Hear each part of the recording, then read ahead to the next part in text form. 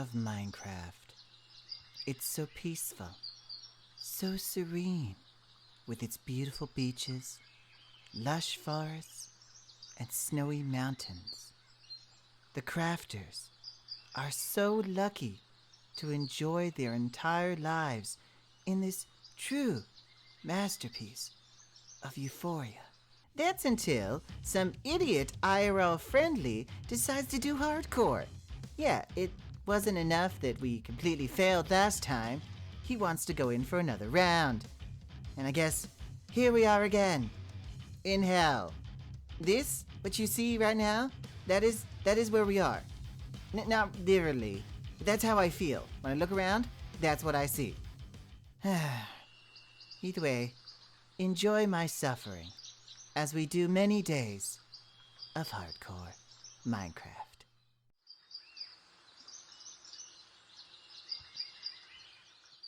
Day one. That's right, day one. We're back in hardcore. I never thought we'd be back here, but I am a glutton for punishment. And we found a brand new land, a brand new world. It's very exciting. I'm very excited. And of course, we started off with the very simple task of getting tools. Yay! Cut it. Punch that tree. You punch that tree. Do. Gotta get on my wood. I'm feeling so good. Gotta get on my wood. Oh, I'm feeling so good. It's so dumb. It's so dumb.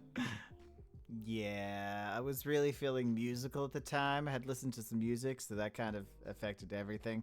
But I soon moved on and tried to find an area for my builds, because I wanted to try to base it around more current events, and a lot of talk has been happening around the Gulf of Mexico and the Gulf of America and all that crap.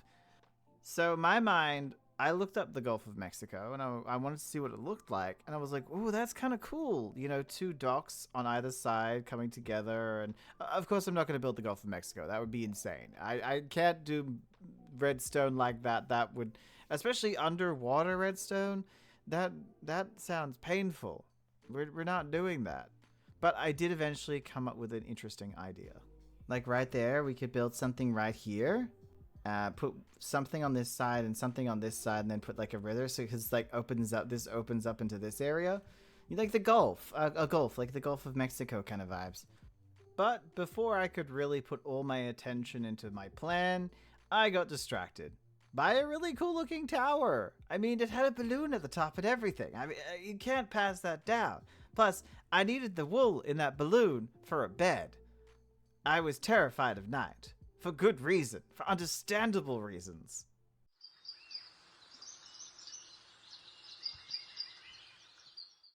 On day 2, I actually was looking for cobblestone because I wanted to upgrade my tools from wood to stone. And I was finding it hard to find any unless I wanted to dig straight down, which I wasn't willing to put holes in the ground. However, while doing that, I came across a village, which I expected to have more things. It had 2 chests and a stone cutter, but only 2 chests and a stone. It didn't have a lot. I was actually in shock. But while I was there, I thought, why not? When I found a little cave, I would just go down there and actually get some cobblestone. After that, I checked out a nearby tower and came across some weird kind of structure that I wasn't too sure about. Unfortunately, I don't think I'm ready for it. Oh, but it looks so cool. Okay, we'll have to come back to this because there's no way, absolutely no way, I'm risking my life without armor and some better tools.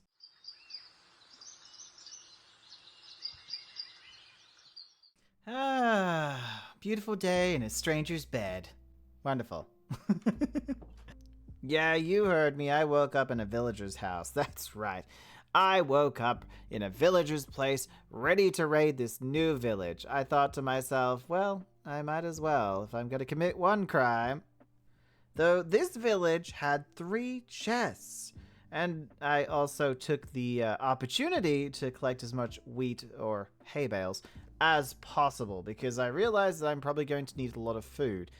though later on I'd also find another use for the hay bales. I actually saw a random building off in the distance while I was working in the village or raiding in the village and stealing things from the innocent villagers who all they were trying to do was have a hard day's work. But I did see a random building and it was not very exciting. I thought to myself, this is just a house. Why is it alone? Why isn't it part of the village? I also stumbled upon a mysterious mine, which led to some suspicious behavior. Or at least, I was very curious because I had seen one of these before. I feel like this is a trap. Does anyone else feel like this is a trap? I'm gonna put this down first. You know what? Oh, oopsie, I put it in the bundle. But I'm gonna put this down first and just let it do its thing. Push it. And whatever panel it's supposed to activate, hopefully will just activate. Because sometimes they have TNT inside of them, mines, and I'd rather not die to TNT. Okay, well, it didn't blow up here. I'm being very careful right now. I'm being so careful right now. Oh, okay, well that would have dropped into lava. That wouldn't have been good. Seems this is underwater. And no trap okay.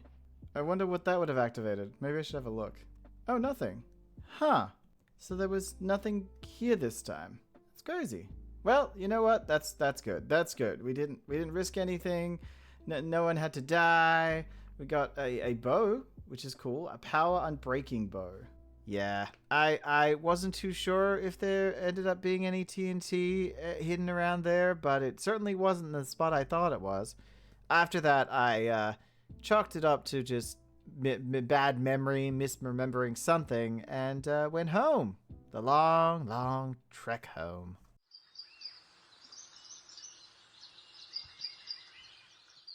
Day 4. Day 4, we were back at home, but it was soon time to go out again. This time we were going to look for ores. I knew I needed some iron, I needed some coal, I needed some basic things for tools and for armor. Otherwise, I wasn't going to survive. I wasn't going to survive. I can only imagine how many people die in like the first 10 to 20 days because just not having supplies. But I was soon distracted.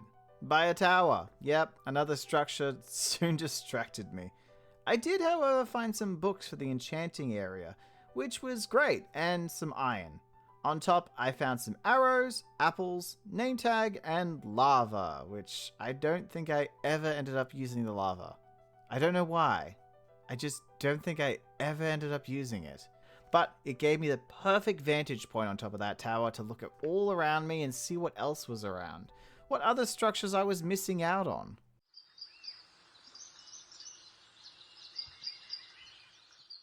Day 5, and once again I woke up in a place that was not my own. But this time it was an inn. I found an inn and I woke up in it. It was perfect. I walked outside immediately, finding some more wheat, and of course I collected it up. I was becoming a wheat goblin. Though, as I said, I thought of it as more food the better, and I'd never have to get a food supply, or I wouldn't have to make a pointless farm that I'm going to end up moving or destroying or whatever. But again, it ended up being used in a different way for trading. But I'm getting ahead of myself. I shouldn't have got the hint. You'll see eventually. I found 2 dogs that I ended up taming, and they were making the strangest sounds. I'm not too sure when it changed. I'm pretty sure in the most recent update they made them make weird sounds. I don't particularly like them. I think they sound strange. They're called wolves. Let's just keep it at that. I mean, why do they have to sound like realistic dogs? And even then, why weird realistic dogs?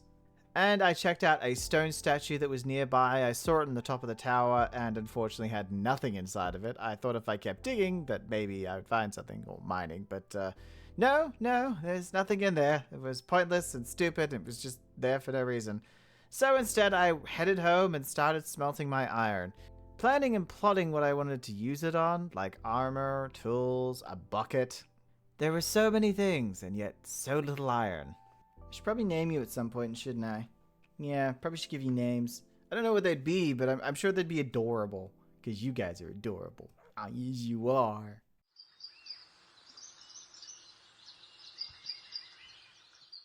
Okay, you ready to go out there, boys? We have to go get some ore. We actually have to go get more ore. I feel like we keep getting distracted by items and towers and all kinds of crazy stuff, but this time we're going out and we're getting ourselves some ore.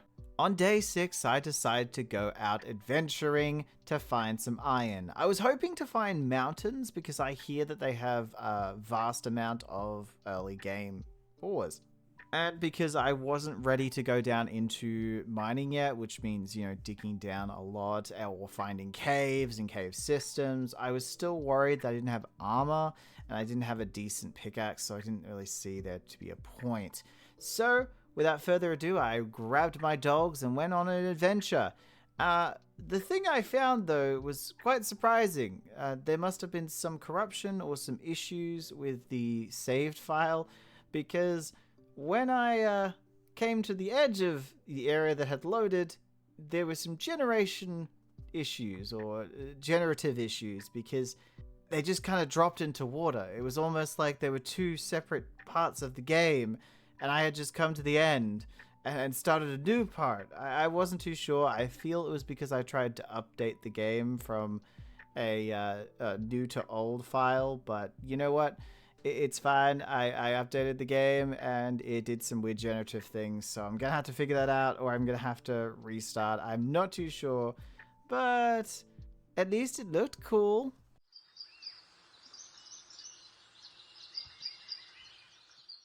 Day 8, and we had an unfortunate situation. I had to relocate.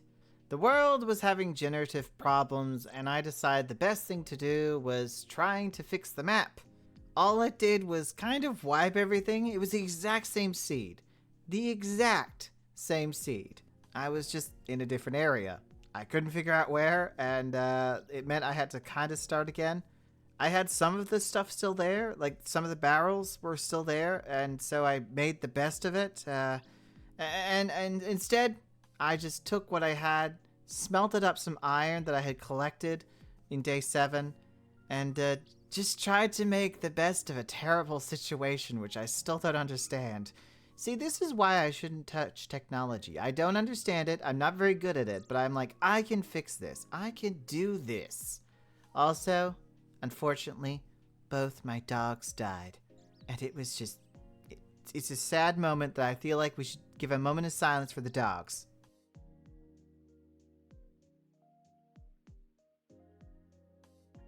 They deserve that.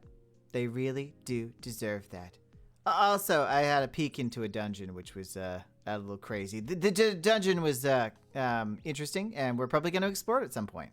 Ooh, there's chests around here. Ooh, good items. Good items. There's some beds down here too. Oh, very nice stuff. Oh, some ladders. That's weird. Actually, we probably need some ladders for later, so I might just, you know what? I'm gonna put that in my offhand and collect some stuff. There we go. I saw another chest going this way. Or was it that way? This way. Yeah. Okay. Ooh, you know what? I will put that on. We need armor right now. I see zombies over there. Yeah. How about no? How about you stay back? How about you don't touch me?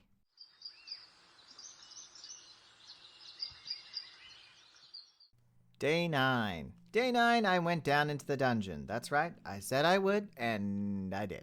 I did find it interesting that there was a dungeon straight under us, like it had formed straight under us, even a little bit on top, like the sand didn't cover it up. I was surprised by that, but hey, meant we have something to do. I did get my first monster hit with a bow. You know, you get your aim first or whatever it is, and I was like, yay, achievement! I also collected up some nice first-time loot. You know, the was it first day sales or what is it? First day deals? And I got my first diamond. Ah, it was so beautiful. I stared at it for hours. Actually, I just popped it in my bag and kept going. I did have to go out to empty my bags a few times before heading down for, you know, round 2 and round 3, but it was really cool because I found these graves, and if you broke the top of the graves, there was actually a chest underneath full of gear and books, and oh my god, this was perfect.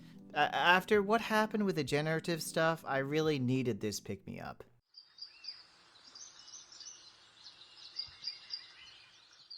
Day 10 was simple.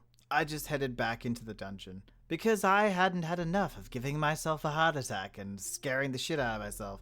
I mean, the main issue with the dungeon is it was dark and I often couldn't see things. I didn't have the best gear or like tools, so, you know, skeletons and zombies were still giving me trouble and there was no like relief from that. However, I was really hoping there'd be more gear and more stuff that would help me out, especially when it came to, you know, progressing into trading and going into more difficult situations, maybe even find a diamond.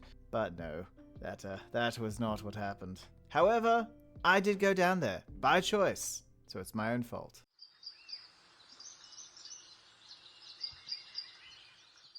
Day 11 was my final day in the dungeon. That's right, my final day in the dungeon.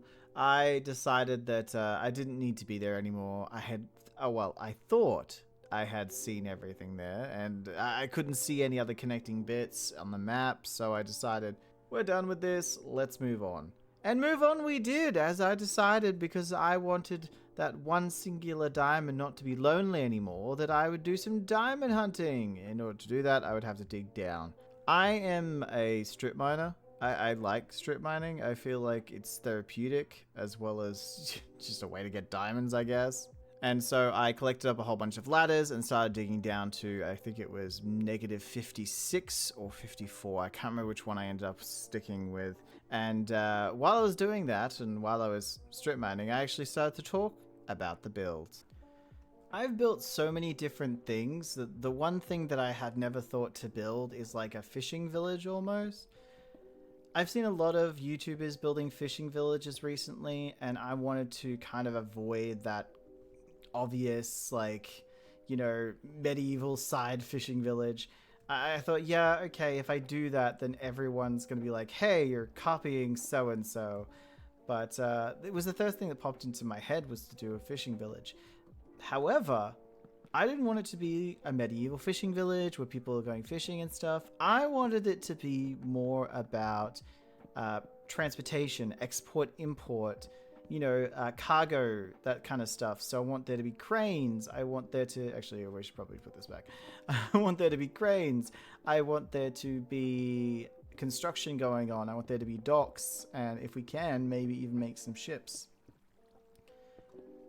Now, I don't know if that means more modern or not, because Industrial Age even had that, so I might aim for the Industrial Age rather than Modern Age. Because Modern Age means I have to build skyscraper type things, but if I go for more of the Fantasy Victorian era, we can still build our cute little the fishing side exploitation thing, especially because the Gulf, like I believe the Gulf of Mexico, they lift up boats and they put them back down.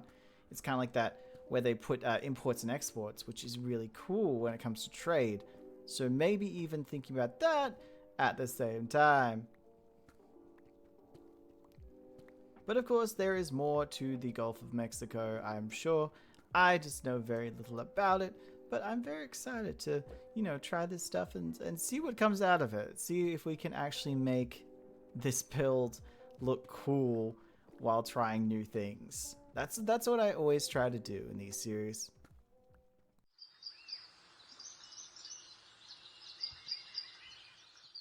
Ah, the beauty of strip mining. Yes, I was able to just sit back, relax. I watched some YouTube videos. I may have watched a little bit of Netflix, some Stan, some Prime Video. But at the end of the day, I was looking for diamonds. And I found a whopping one. I found one diamond. I found one singular diamond in 2 days of mining. I don't get it. I don't understand it. I even found some like cave systems and went through them and thought to myself, well, this must work because obviously strip mining isn't. But no, that didn't work either. So I'm questioning every part of my body and what I know about mining.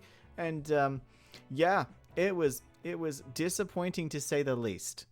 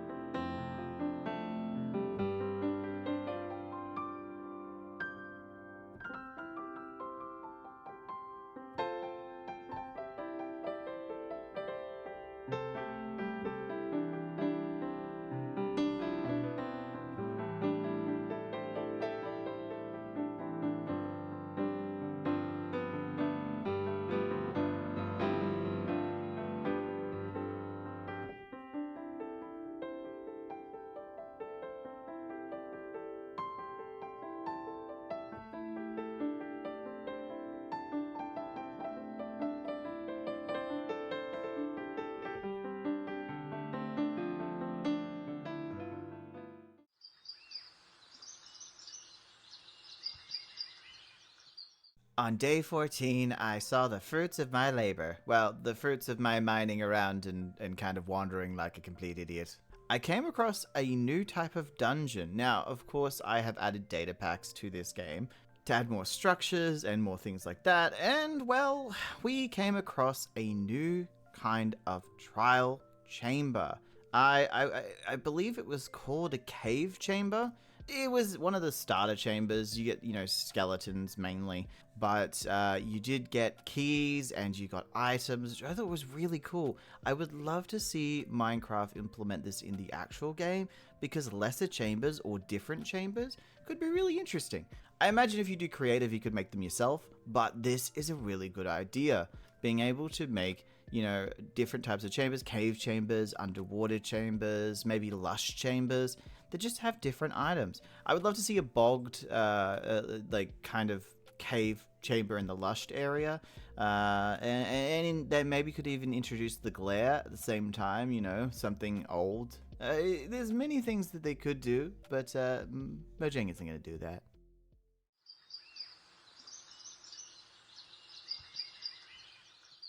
On day 15 and 16, I continued on with the cave chamber. I found my first cave chamber key, which is really cool. And it works exactly like the trial chamber ones. You go and find one of those little mouth face box things. You place it in and you get some stuff. Now, of course, this was leather stuff. We weren't getting diamonds and huge enchanted books or anything, or core. We were just getting iron and coal and a few lesser enchanted books. It was still pretty cool. Like, the whole idea of having a cave chamber in the first place was really cool. But to actually add rewards to it was really nice. And instead of getting steak and baked potatoes like you would normally get in a trial chamber, you just got baked potatoes. Which, I kind of miss my steak. I think that was a big mistake.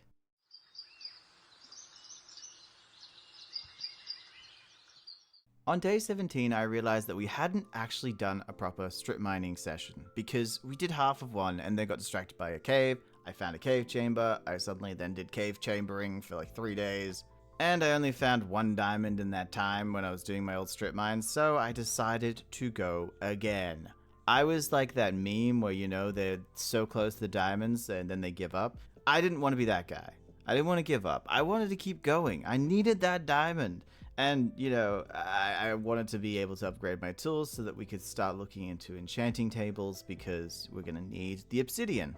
Also, at some point, I passed past the chamber and it reset itself, so it's good to know that they just keep resetting. I mean, it would be a great form of XP if they weren't so slow to pop out the skeletons. Plus, of course, it has a, downtime, a cooldown, which isn't very helpful.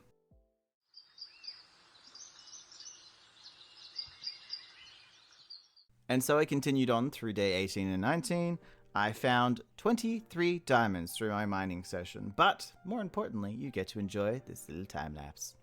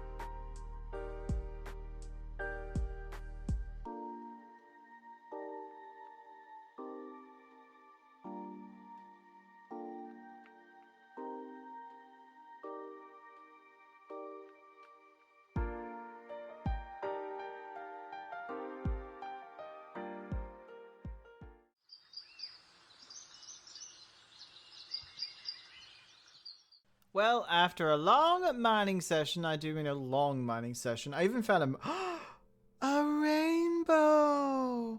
On my final day of this episode, my final day, day 20, I turned the diamonds into armor. I needed more in order to get a helmet, but I did have a chest plate, some legs, and some shoes. Feet guards, leggings. But I also remembered to get a pickaxe. We need that diamond pickaxe because obviously the obsidian is needed for enchanting table. That was my goal, the enchanting table so we can enchant things. But in the back of my mind, I remembered something when I was strip mining. I saw something on the map that I really wanted to check out. A mine shaft. Now we all know mine shafts, we've seen them a million times over. And this mine shaft wasn't any different from any other mine shaft. It wasn't a data pack one, it was just a normal mine shaft. However, it was far down, which meant there was a high chance of there being diamonds in it. And I was willing to take that risk. I knew it wasn't going to happen until next episode, but I made the trek down into my strip mine and ran through trying to find the direction in which to go. But, of course, that's for next time. I do want to say thank you so much for watching this, and I hope that you've enjoyed this episode. I don't often do commentary stuff, and I don't really do this in commentary, but if you want to watch the long-form version of these episodes, they will be in the subscription-based stuff, the membership. Depending on how these do, I may bring the rest of the series out later in the year, but or next year probably, away from the membership. But for now, I hope that you have a wonderful day, and I'll see you very soon. Don't forget to eat spaghetti, and goodbye.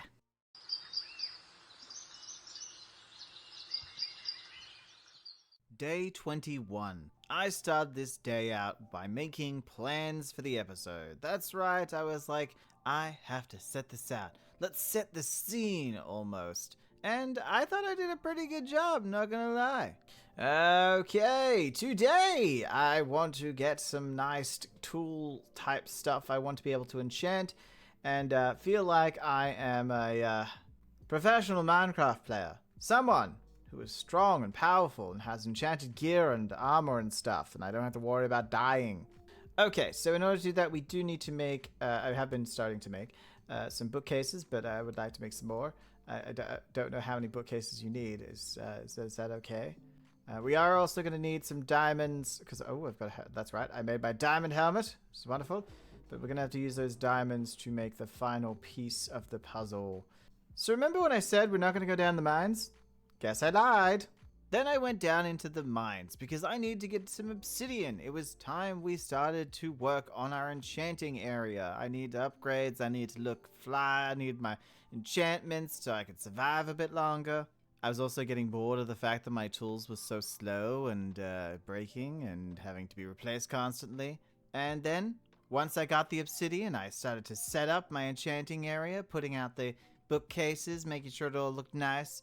Although eventually it was going to be moved, probably before the end of this 100 days. And after a little bit of conversation with myself, I decided I'd be using fishing for the levels. Yes, I did think about putting the dungeon area with all the trials, and I did feel about maybe trying to find an XP farm, but at that time, I decided fishing was the way to do things.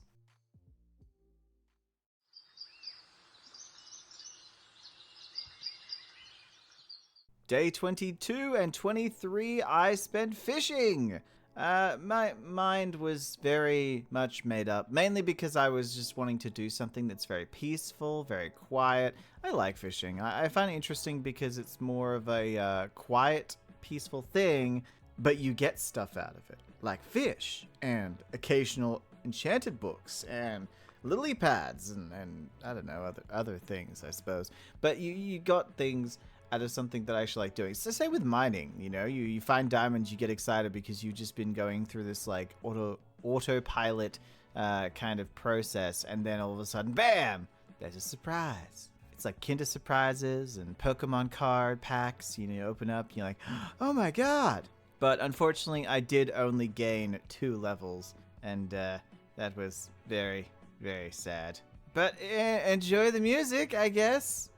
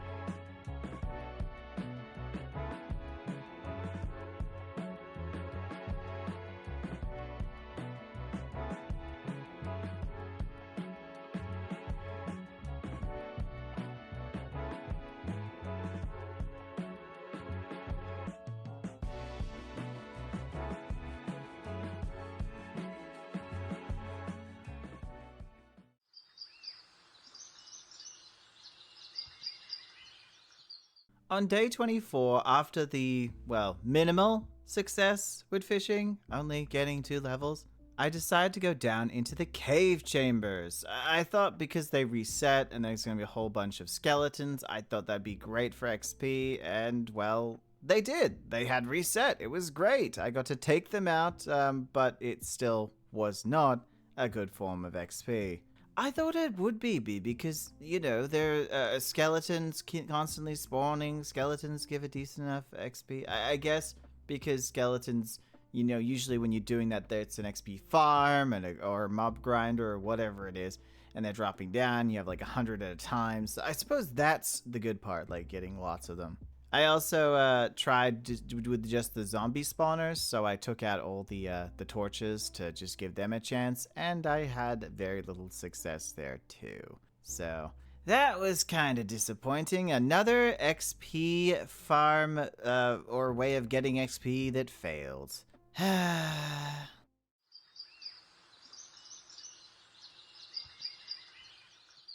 On day 25, I went out exploring in hopes that I'd find something or think of something for XP. I thought maybe we'd find some enchanting bottles, or maybe we'd find, I don't know, a above ground mob spawner, because you can find those in this generative world. All I found was a big ass bull statue, which I wasn't too sure what to think of it. I was a little confused. I wasn't too sure what it was supposed to be or if it activates something, but it was creepy enough. And I found a villager in a boat. It was out in the lake. Stupid me thought, oh, let's collect up the villager and get him into my bedroom. You know, I could get a mending villager. He's so close by. All I had to do was get a boat. You know, I was going through the process in my head as if it was just an easy thing that most people do. No, it was one of the most annoying things to do because he just refused to go into that room at first. I had to push him in there and block him in. And even then, more problems arose in the future. And I cannot believe how many issues he is going to cause throughout this series. He's probably going to do it even in the future. He's not dead. After 100 days, he's still not dead. I know this is spoilers, but he is not dead. He should be, but he's not.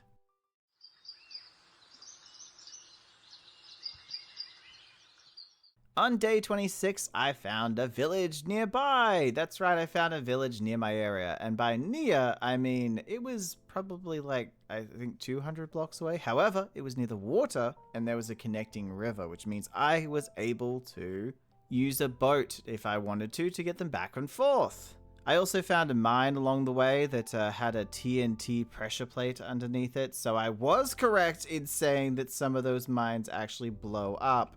I even tested it, so that was fun. Around this corner. Oh, once again, lava there. This is exactly the same as last time's. And once again, and bow, and yep, pretty much the same. I knew it! How come last time that didn't go off? I wanted to see it go boom. And then I came across a sunflower worshipping town. So I had to read that out because for some reason I just said found a sunflower worshipping town, which honestly, yeah, they were. They had things made out of moss and birch, and there was lots of sunflowers made out of stone, which they were statues. And at first I thought, this is a cult. This is crazy. Why do I want to be here? I actually came up with an idea, though I wouldn't implement it until the day after.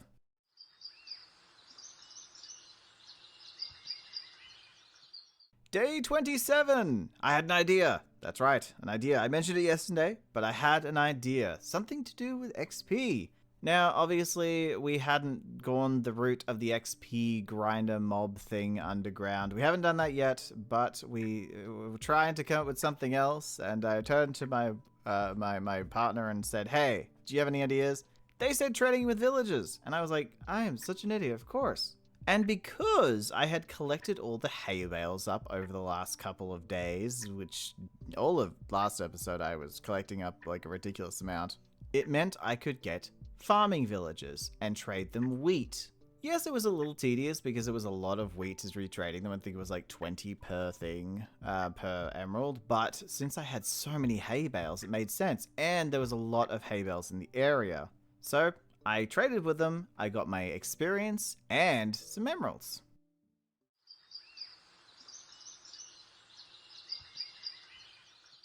So because the farmers had run out of trades and I still hadn't decided whether I wanted to create a whole bunch of composters, I went to a neighboring village.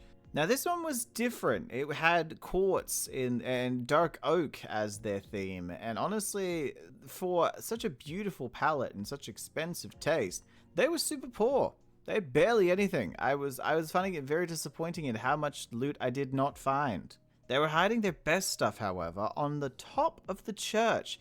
I had to climb all the way up there and break through a bone block that they had used as decoration. There was just a random chest in there with like all kinds of cool stuff. I then stole their wheat. That's right. I saw hay bales and I stole them. And I took them over to the next village, back to the other village, and sold it to the farmers. I created capitalism. I did it.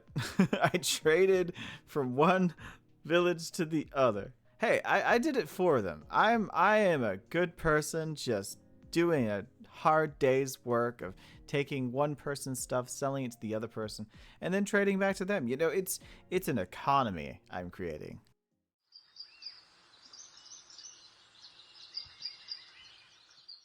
Day 29 was actually a very simple day. I just returned home, enchanted my helmet, my pickaxe, and I started to try to get the mending villager. I just kept breaking the lectern over and over and over and over and over and over again.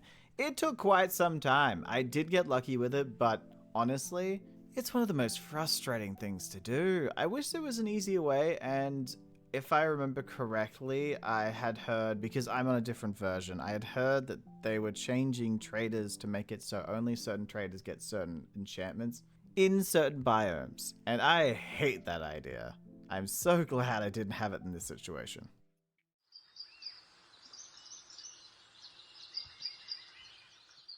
I told you that villager would be annoying. Yes, I did get mending. I am so happy about that. Day 31, I have a mending villager, and at a decent price. I can't remember how much. I think it was like 10 or 11. It was in like the 10 to 16 range. But still, that is amazing for like mending villagers straight off the bat. And he was super annoying. So he tried to break out, and the only thing I could do is get him in a hole the flooded underneath of the boat that I was in. And so yeah, I just had to trap him underneath my door, basically. It was something. But because of that, I decided I wanted more villagers. I will, backtrack to before when we said, oh, we should get the boats out and take them down the river. That's exactly what I thought. I got a whole bunch of boats and went to the nearby village, cradling them back into a holding bunker? A cell? A nice, safe place for them. Certainly not a cell. I actually have in brackets here, not cell. Shouldn't it say not a cell? Nah, who cares? But I was able to get in their boat and bring them one by one. Ready for breeding.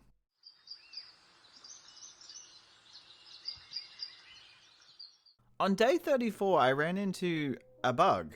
I wasn't too sure what happened, but I tried to breed the villagers with bread, carrots, potatoes, and it didn't work. Now, I know there's a thing where if you have mob griefing off, that it won't work. However, I had made it so that the creepers weren't able to do explosive damage through like a data pack. So I was wondering if that affected it. But it just seemed to not work at all. I kept making different things, doing different things, and trying different things. It wasn't working.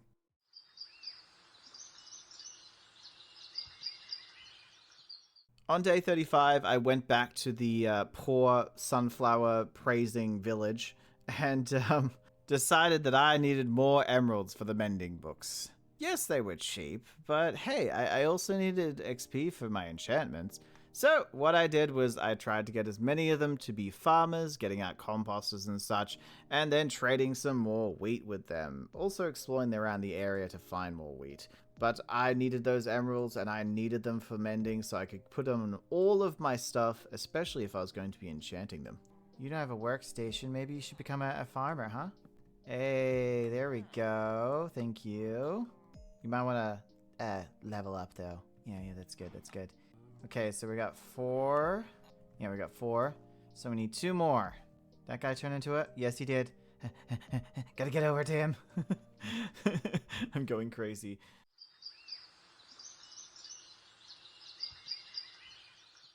On day 36, I ran into the problem of some of the villagers were deciding not to be farmers, and I needed them all to be farmers. I needed all hands on deck. I needed so many farmers with so many wheat trays that I would get sick of farming. So I broke all the other workstations I could find around the village and replaced them with composters. More composters. We need even more farmers. If every person in that village is a farmer, then that is not enough. We need more. Breed, make more of them. I then retrieved all the emeralds I could and went back collecting up 6 mending books, which was a great start. Not enough, but still a great start. I then broke the game with my enchantments somehow. I don't know what happened, but I was able to get fire protection and protection on something.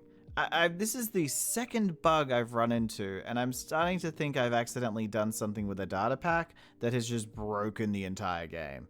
But either way, I have double protection, I guess?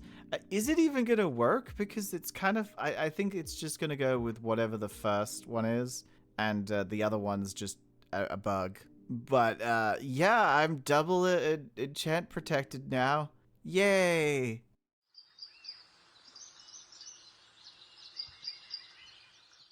On day 37, the breeding just started working. Out of nowhere, the children just started spawning out of the villages. They just started breeding. I left bread in there overnight, and then by the next time I woke up, they just... I don't know. I don't know what happened.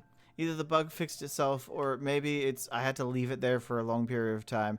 I really, really don't know. But the first jobs I gave out to people were sticks, because we always like the stick trade.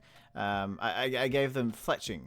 Is it the fletching table? I think it's the fletching table. It's something along that. I remember having to go get gravel and turn that into flint and then get some sticks, and it's great. But anyway, stick trades are the best because it's easy to get wood. You can always plant new trees. So I was definitely needing those as a more stable one than wheat because I didn't have a farm.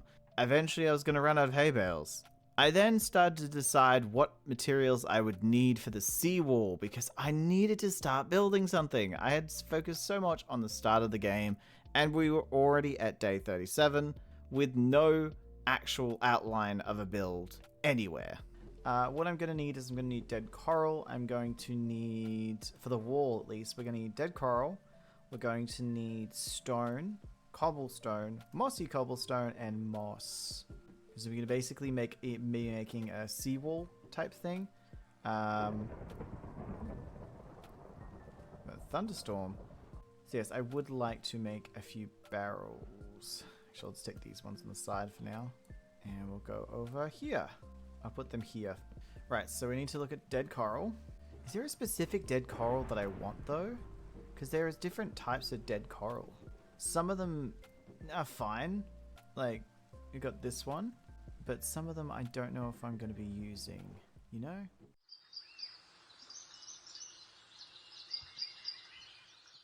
Day 38. After deciding that I wanted to incorporate dead coral into my build, especially with the data pack creating these new biomes, there are a lot of dead coral nearby.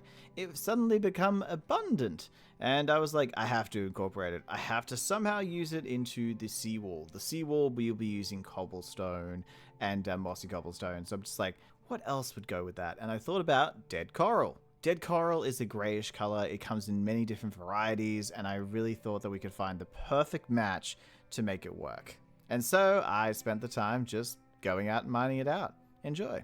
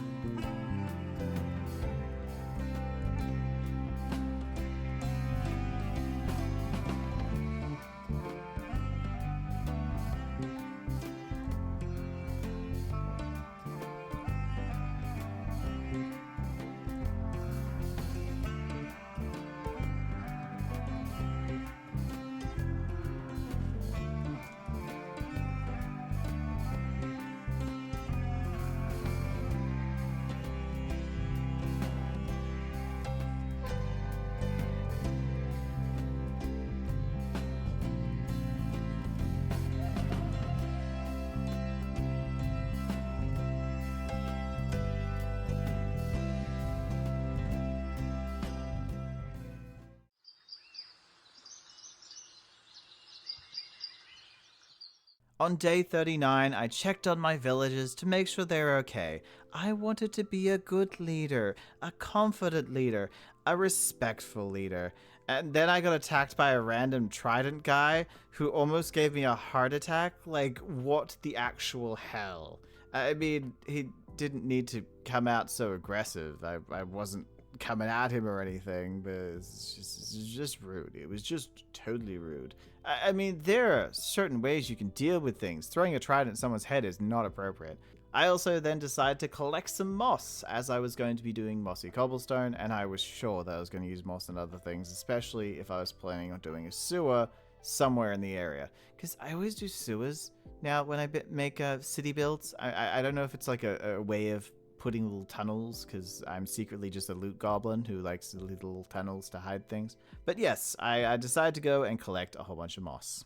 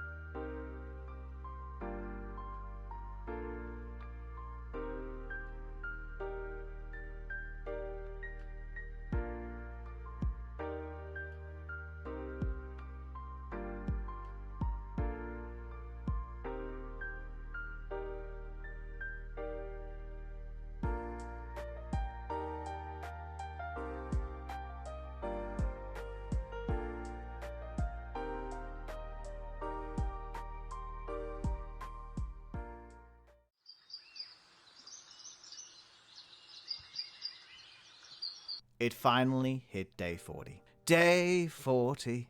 Oh, fraptious day. Oh, happy day. The final day of the episode.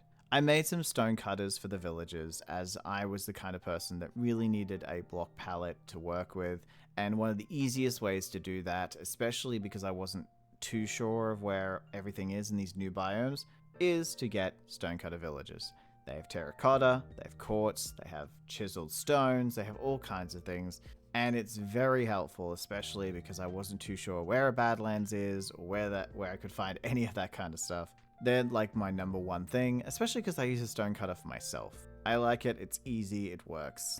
I also then went out to collect clay, because their first trade for emeralds, and to level them up, is clay. I went in around the sides of rivers and stuff to kind of make it work, because I didn't know particularly, especially again, new biome, data pack stuff, where clay was. Didn't know. I knew it was on the side of rivers, like underwater and stuff. Didn't know if it was above, and I would soon find out that the lake in the opposite direction of what I went is all clay at the bottom of it. It was just a clay layer all around. I did not figure that out until way too late. But honestly, yeah, went out to get clay. That was fun. And then we started to talk about the build. What I wanted to do, what I was thinking. As it was day 40, we had to move on to the building. We just had to. We were almost halfway through. But just listen to me ramble for a bit before the end. Eventually, I want to integrate all of the villages into the actual industrial build. So making sure they have a place in the build. Something that looks natural, you know? Something that actually works, like workers, etc. I don't know how it's going to turn out, but I have faith. I have faith it's going to look cool. I've worked a little bit in construction building. I've built a crane or two in my time. I've done a few seawalls. Haven't worked in any kind of like industrial buildings though, so that's going to be the hard part, like making fake cogs and stuff like that. I do want to lean a little bit into the steampunk era, but you know, steampunk meeting Victorian meeting industrial kind of vibe, which is 3 different styles. Plus, this is also something I wouldn't usually do in a hardcore world. Hardcore world, usually you do something simple and easy if it's your first time. And this is, I guess, my second time in vanilla. But I know a lot of people do ridiculous, like, mountains of builds. So I thought, let's shoot for the stars. Let's do some basic ideas and then just expand on them. So my first idea was a fishing village, and then it turned into this. A seawall with kind of industry going on.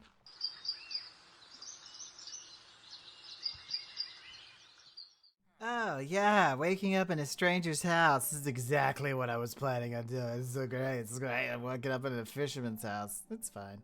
Day 41. Day 41, I woke up inside of a lighthouse. I explored the area, finding a whole bunch of barrels and loot, which was mainly salmon, cocoa beans, and some dried kelp. Of course, I took the salmon and cocoa beans. I have no interest in dried kelp. I know that there are a whole bunch of redstone contraptions that really work by getting dried kelp as fuel, but that has nothing to do with me. I do not care. Then I returned home to empty my bags before going back and getting some more. Leveled up the stonemasons with all the, clay that I had collected. And then returned to the lighthouse to steal their light. I even had a little bit of a spiel that I don't know why, but I decided to go on a little bit of a spiel about lighthouses. That's pretty. Frog lights! Yeah, I know. I'm destroying the lighthouse. It's not like there's any ships near... Oh, gold! In the center. But it's not like there's any ships near this area. Let's be honest with ourselves, guys. There's no ships in this little lake area. Their path to the ocean has been worn and covered, so what are they gonna do, you know? They can't be upset because they're practically useless. See, they have to go over that way, and what are they gonna do? Crash into here? And that path is like completely covered now. Oh, I guess no. Now see that? See, look, the sand has covered up that area. Yeah, so I'm not doing anything wrong. I'm just repurposing. I'm repurposing.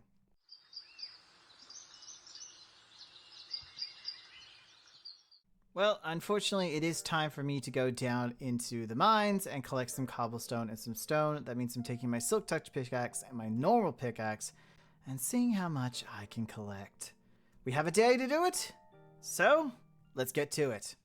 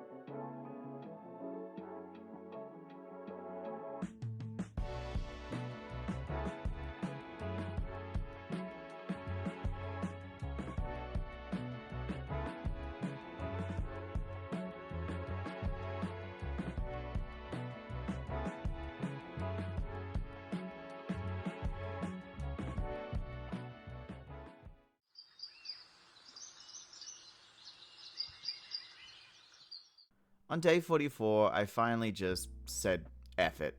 I really do need a form of XP. So, I tried to find a nearby dungeon. Small rooms with little spawners in it. You know what dungeons are. So I could use it for its spawner as the best mob grinder it could be. Now I was hoping for either a skeleton or a zombie spawner.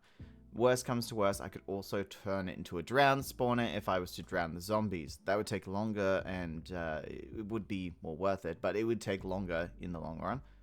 As every time you'd have to wait for them to drown, and yeah, and plus when you hit them with a swing, they would jump up into the water and then slowly descend. There was a lot of things I was thinking about when I was trying to figure out how I wanted this to be done. Although, overall, I really wanted this skeleton spawner. Because of the bones. Bones are super useful for everything that I do, because I'm more of a nature kind of builder. I use a lot of nature in my builds. But unfortunately, I found a zombie one. You know what? It's better than nothing.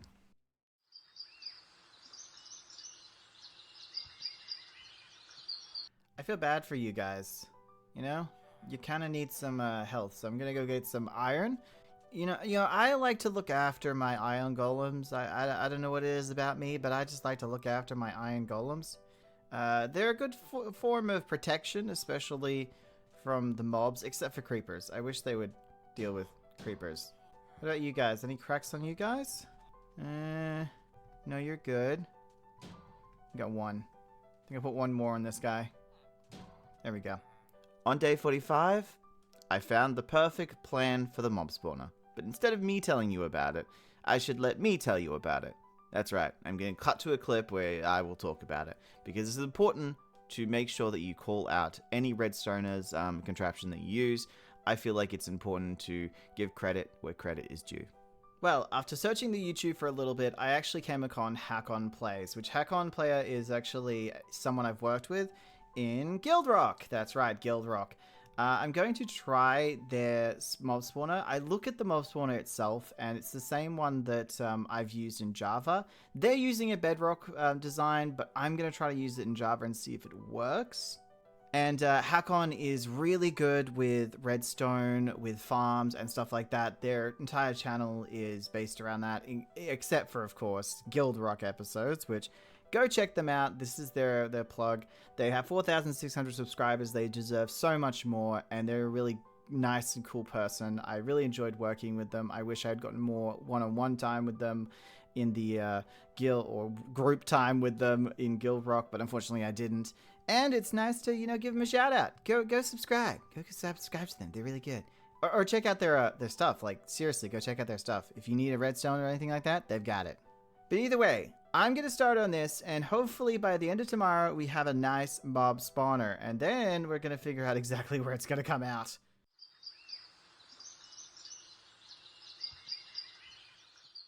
On day 46, I built the XP farm, thank you to Hack-On. Here's the clip of me building it and some music. It was a really simple and easy one to do, and all thanks to Hack-On's instructions. I really think he made it just simple, and I really do admire Redstoner's way of explaining stuff.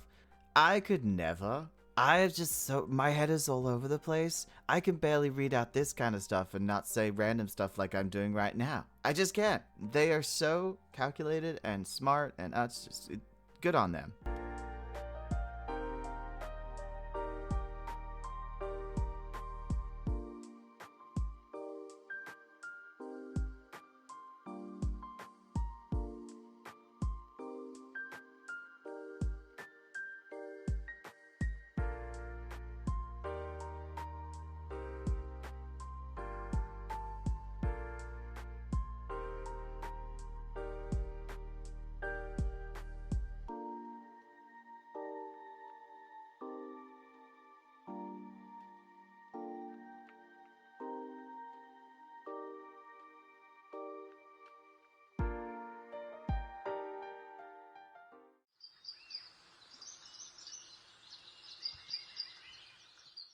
Day 47, I took some advice that someone gave me. Someone told me that you have to light up the caves around the area.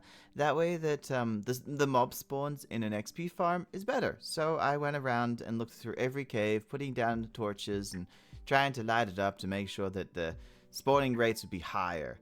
And I even went straight up to the surface with some ladders, as I said I was going to reach the surface and figure out where it was in well, the actual clips. But yeah, it was near my base. It was actually pretty close. I was like one island over, and I was like, oh, this is just a simple walk. This is just a simple walk. I was expecting it to be really far away, but looking on the map, I kind of did do a U-turn and go back towards my base when I was trying to find the dungeon. Oh my god, that's so big. No wonder that things aren't spawning, you know? There's so much space in which they can spawn around here. This is ridiculous. I mean, we need to do this either way, so I won't do a huge amount. I just need enough that it's gonna let the others spawn. I would like at least a slightly functional place, please. Slightly functional.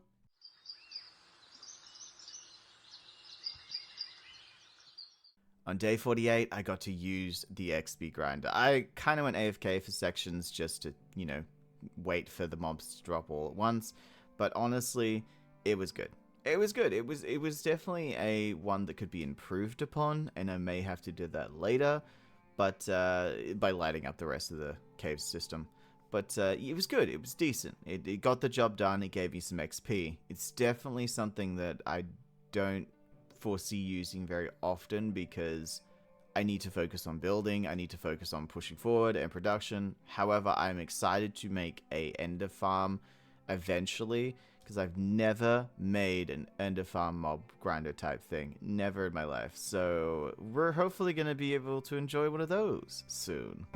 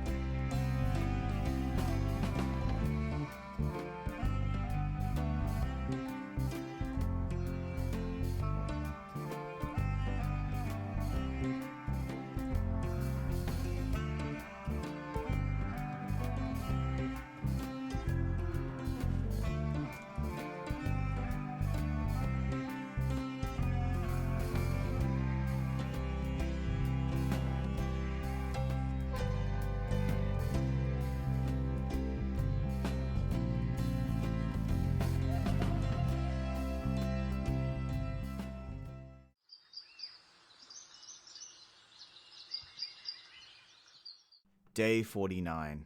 After putting all this XP grinder stuff to the side, I woke up and tried to enchant things to some awful results. Pretty lackluster, actually. I hate when you like put so much effort in that you put the lapis in and you look at it and you're like, okay, so I'm gonna get a protection 4, and you get like protection 3, and you're like, thanks for that.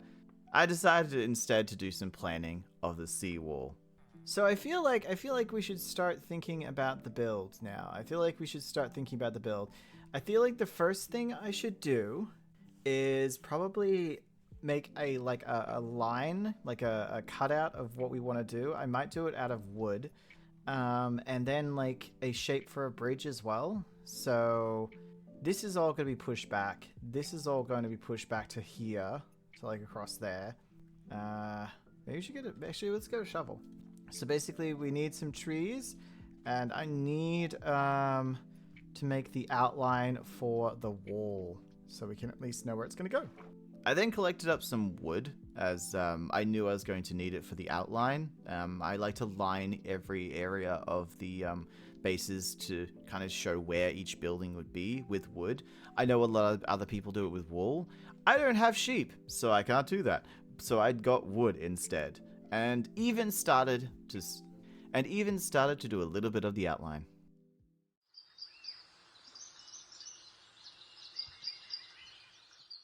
I continued on doing the outline in day 50. I wanted to make sure that it was all set up and I knew the end and the start of the seawall. Some of it, unfortunately, was going to be in water. Like, I would have to build all the wall quite deep down into the water. But, you know, the effort is what's important. You have to do it sometimes. And plus, it's not like I'm going to drown. It's not like there's sharks in the water. Minecraft hasn't added sharks yet. And I feel like Minecraft should get on that. Just hint, hint. Blood in the water, that kind of stuff. I'd love to see sharks. Great white sharks. Yeah, from Australia. They're great. But then I found out that I needed more acacia because, there's lots of issues with other woods because I use them. I don't use acacia, so it's like you gotta go grab the one you don't use. And overall, I made a nice shape. With it. It was very, very particular and very symmetrical and all that crap. But later on, we'd be able to, work with it and mess it up and destroy things. Maybe give it some form of, what's it called? Degrade? Corrosion. Water corrosion, especially. I can't remember what that's called, but that was for later.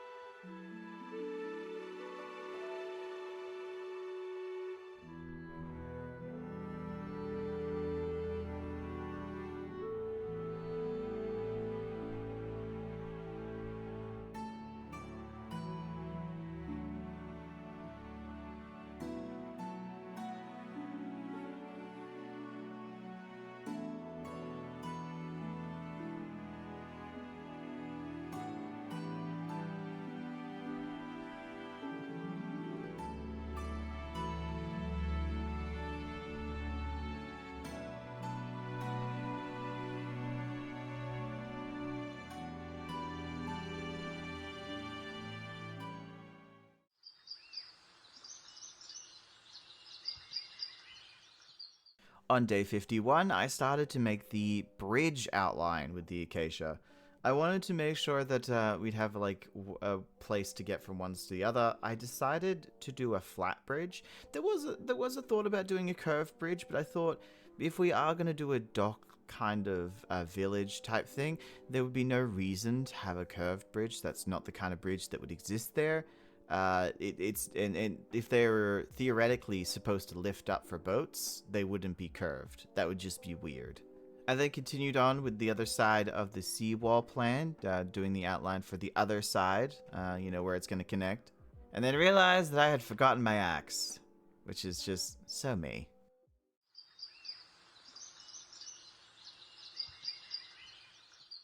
On day 52, I found another wood plank that I don't use very often, which is jungle, and I used that to place where I was going to put the pillars. Now, obviously, I still had to come up with a good design for the pillars, which did take a little bit of effort, and I thank the Discord channel for that. I did give them an option and say, well, in your opinion, what looks better? And then I even did a little bit more tweaking and said which one looks better. And they really help the Discord channel to make me decide on which is which. And the Discord channel's newish. It's not even a year old. I think it's only like a few months. But we're still trying to learn, and I'm not very good at social media stuff, so I've tried my best. But we came up with a good design.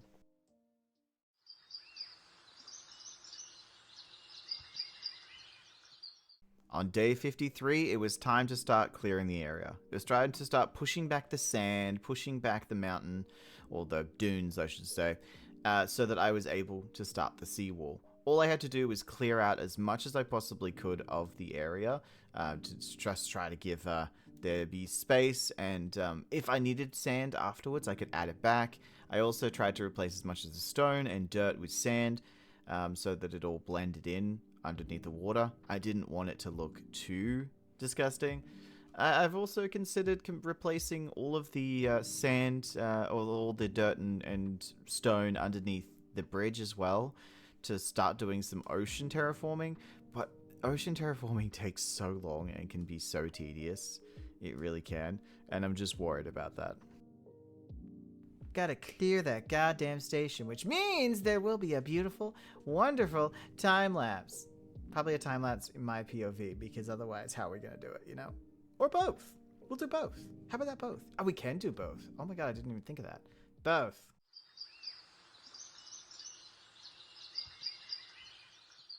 On day 54 and 55, I did the rest of the clearing.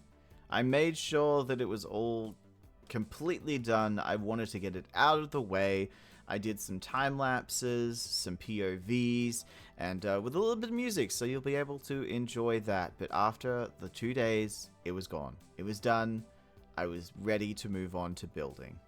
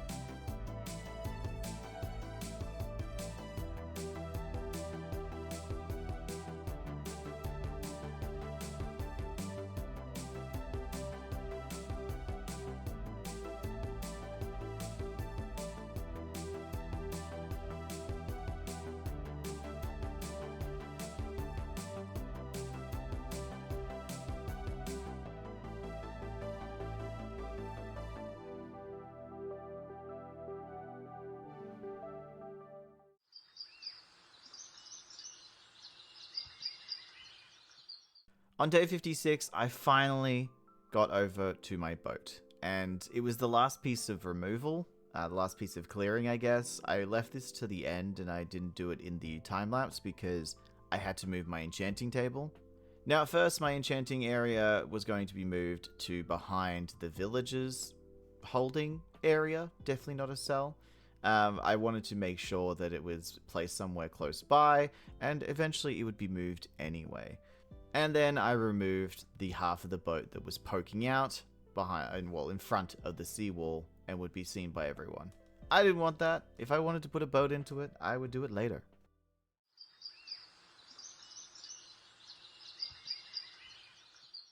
On day 57, I decided to focus more on the villagers, placing down some new workstations. Being that there were so many baby villagers and new villagers, I decided that they needed my focus for now, and I really wanted different workstations to work with, and even started doing some trades to upgrade the villagers with the things I already had, such as, wheat and sticks. But at the end of the day, I still needed to get more logs. The stick trades were great. It was a way to get emeralds. We could trade emeralds to get other things such as, trash. As I put it here, trash. But iron armor, especially since I already had diamond, but iron armor, chainmail armor, that kind of stuff, so that you can slowly build up to something that could sell you diamond armor. It's always good to have backup diamond armor, It's always good.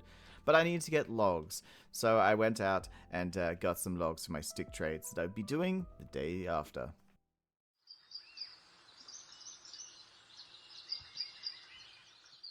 Day 58, also known as the day after. I started doing some stick trades, some more wheat trades, maxing out my armor villagers, trying to make sure that they had the diamond level of trading. I mean, it took a frick ton of emeralds, I'm not kidding. It took so many goddamn emeralds. It was so much armor. I thought to myself, this is going to be smart in the long run. If the problem is, if you die, you drop all your stuff, so you're dead, the world's gone, so it doesn't really matter. So why would you need backup armor? But who knows, I might need it for decoration, putting it on some armor, well, the armor stands. That's a thing, right? That's a thing.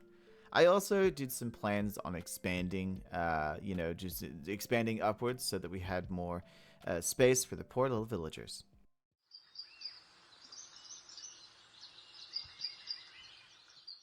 On day 59, I decided we were going to expand, but we needed more beds, so I was going to go out and kill sheep. Now, I didn't have to kill sheep, I could have just shorn them all, but where's the fun in that? And when I got back, I did exactly what I said. I started to expand. I got some deep slate, started to build upwards, placed a new floor, even got a whole bunch of beds to lay out. I did have to go out a few times to get some more wool, because obviously, it's 3 per bed, and I don't have a sheep farm at the moment, so I kind of shot myself in the foot there. But I also found a weird structure inside of a cave. It had like copper in it and stuff. I wasn't too sure what it was. I'm guessing it's just one of the random generated stuff. It's nothing important, but it was still cool.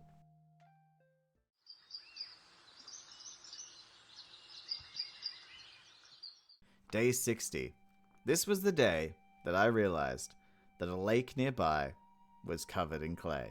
Yes, I mentioned it, I think last episode, that I went from rivers to lakes. But the bottom of this lake, one layer, was all clay. It was the perfect source of clay.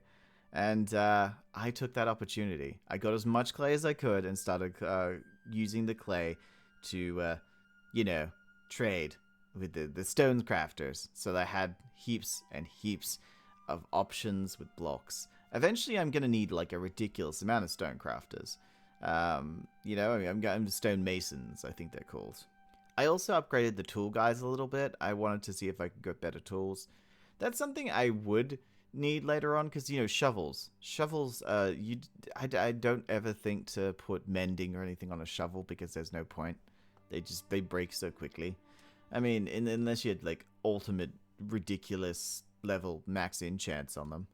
I then spent my last couple minutes throwing trash into the ocean. Just participating to the wildlife of the aquatic and turtles. They've got to choke on something. It really was perfect. But I looked ahead to the next couple days, which I knew were going to be building days, and I was excited for the next episode.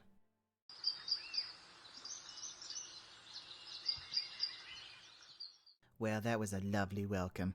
We started off the day with stick trades, and yes, I know that's exactly how everyone wants to start their day, with a whole bunch of sticks in their hand, throwing them at villagers, getting emeralds back. I definitely enjoy my stick trade villagers. They're very, very helpful. I even finished off my enchants, well, for now. I mean, I got the best enchants that I could think of for now. Not like, 4s and 5s and stuff like that. Just, 3s and a few 2s when it came to looting and fortune. But at this point, I don't mind. I just need to start working on the build rather than focusing too much on my tools and my armor. But today, well, this episode, we will be starting on the seawall and hopefully doing a whole chunk of it. I really want to get through a lot of it. And as you can see, we were able to get a little bit of a plan. But breaking down all the silk-touched ore was a must for me because we had so much to do with that. And, we have a fortune pick, so I laid it out like I usually do. I usually like to lay it in a block, a nice little block, and mine it out. But, of course, there's a video for you to watch where it's nice and peaceful. You can watch me do it. So nice.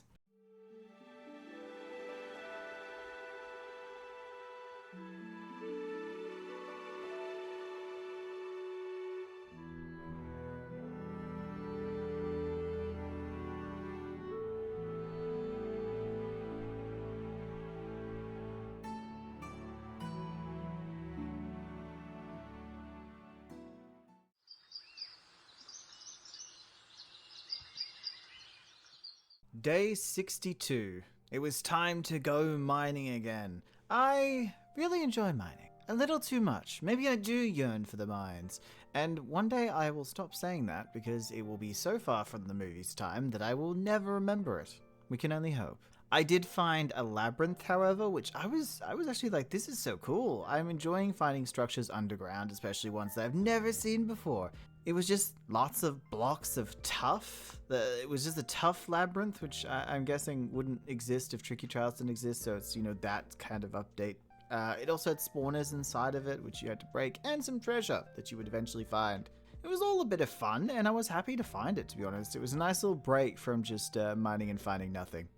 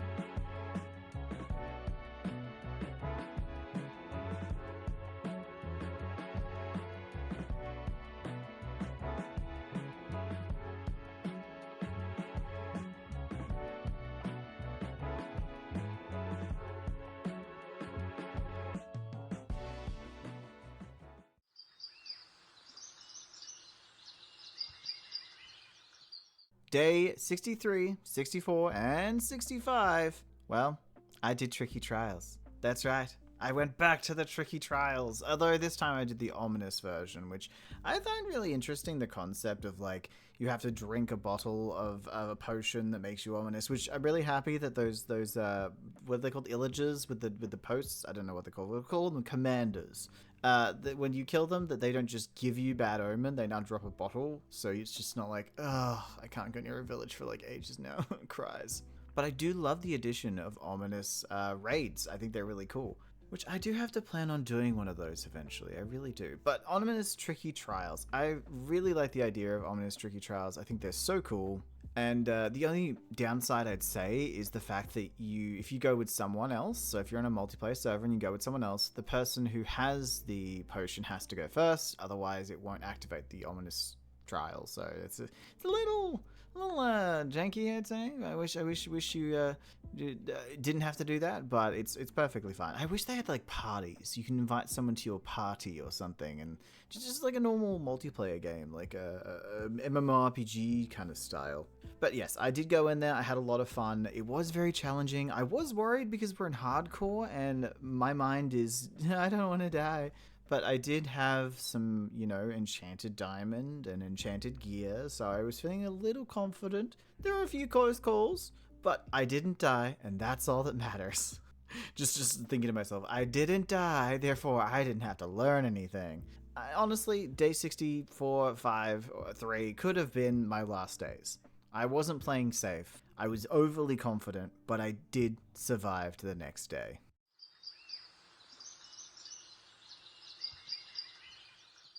Day 6 and 67, I was back into the mines. That's right. Yeah, you couldn't keep me out of it. I picked up the pickaxe. I looked in deep into its pick head. I think it's just head. I think it's just called a head, a shaft and a head, which is kind of gross. Now I think about it. But no, I looked into its head and I thought to myself, yes, we must go get the diamonds. And it whispered back to me, yes, the diamonds. Either that or I'm losing my mind. I'm pretty sure it was ladder. I'm pretty sure I'm losing my mind, but I guess you can't lose your mind if it's already been lost. So double losing your mind? Double jeopardy doesn't exist, so I don't know. Anyway, I went back into the mines and I have a lovely clip for you to watch of me mining. Woo! Enjoy the music. It's very peaceful. I like it. I chose some very peaceful music for hardcore because hardcore has been so hardcore.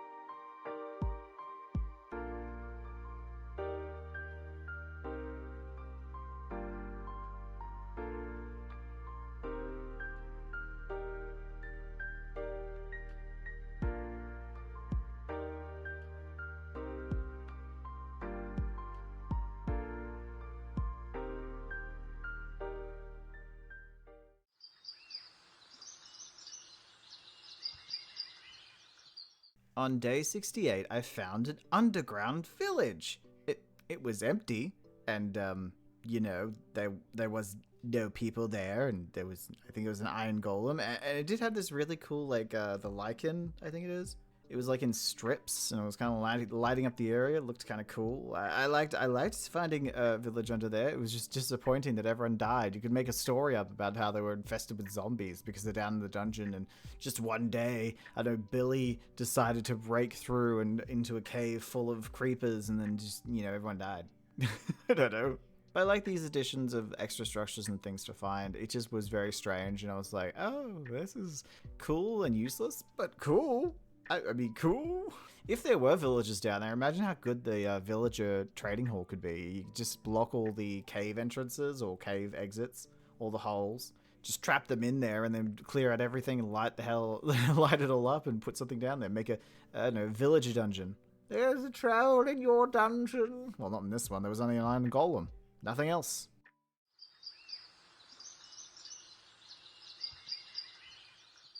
When I reached the surface on day 69, 69, I had a whole bunch of ores to fortune. Now, I was using Silk Touch, as you guys know, to Silk Touch all the blocks, and I laid them out, oh so pretty, just laying them out, and then fortuned the hell out of them, getting as much as I possibly could. And there's even a little time-lapse for you to watch.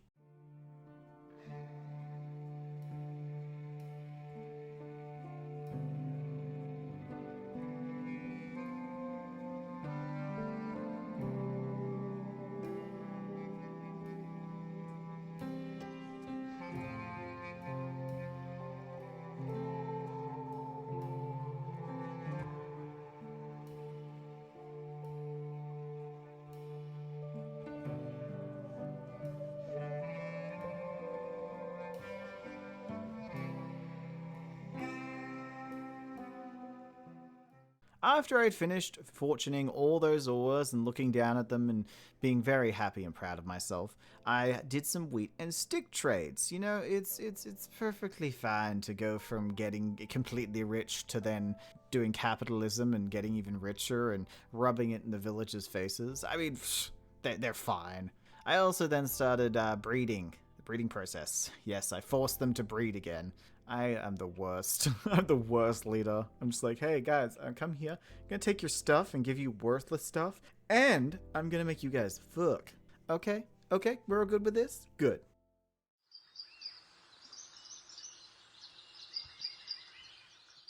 We have some beautiful time lapses for you guys to watch, but I ended up starting the wall. Now, I know I already talked about the fact that I'd be using corals and cobblestone and mossy cobblestone, but I decided the combination would be tube coral, or dead tube coral, dead horn coral, cobblestone, mossy cobblestone, and a tiny bit of stone at the top. Through that, I was able to make a seawall that I was happy with. I decided to remove moss. I didn't see the point, because if it was in a lake, maybe, but I decided the sea probably wouldn't be the best friend to moss, and the mossy cobble kind of looks like, just algae and stuff like that. But yes, for day 71, 72, and 73, I finished the beautiful seawall. Oh, my beautiful seawall. I don't know. It's something I'm very proud of. I was able to do a lot of things that I don't usually do, like blending and ombres and shit like that.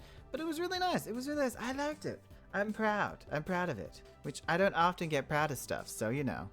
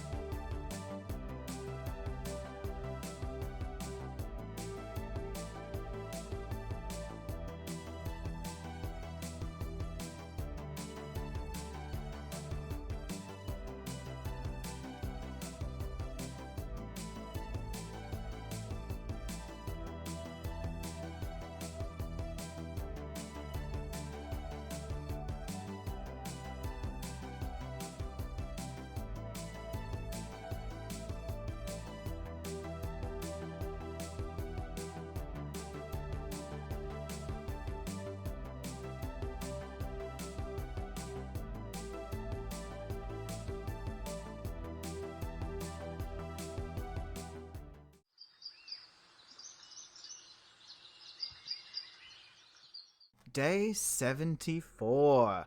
It was time to build the arches. Now, I know I talked about the arches in the last episode, talking about, discussing it with the Discord channel and asking them what they would like.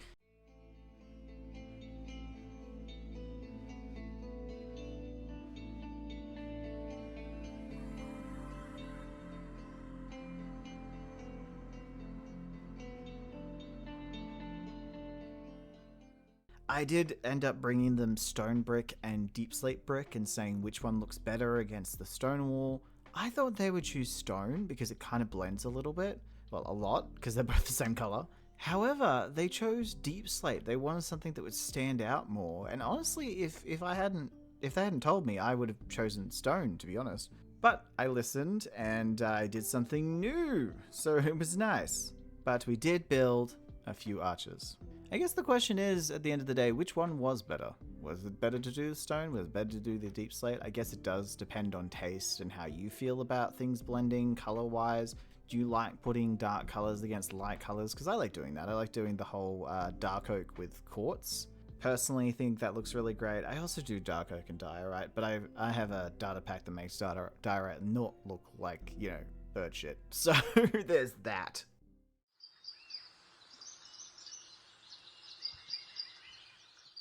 On day 75, I had finally made a decision. I had made a full decision on what I was going to do for all of the arches. Not just a few of the arches just to test and see what it would look like. No, the decision had been made.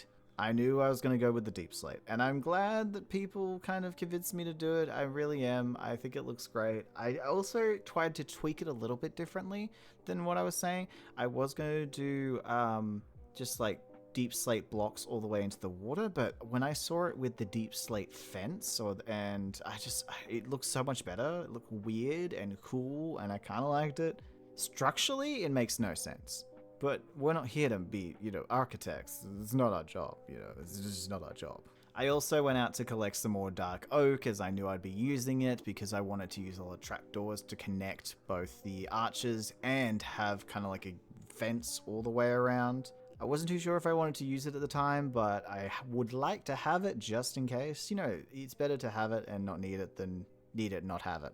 Luckily, I also came across some wheat, some hay bales for breeding. Going to turn them into some bread for some more children. But every time I see hay bales now, I'm like, ooh, go over there. I also found some villages with more wheat, which was really nice. I'm not used to finding so many villages so close together. But hey, I'm not going to complain. Got some good stuff out of them.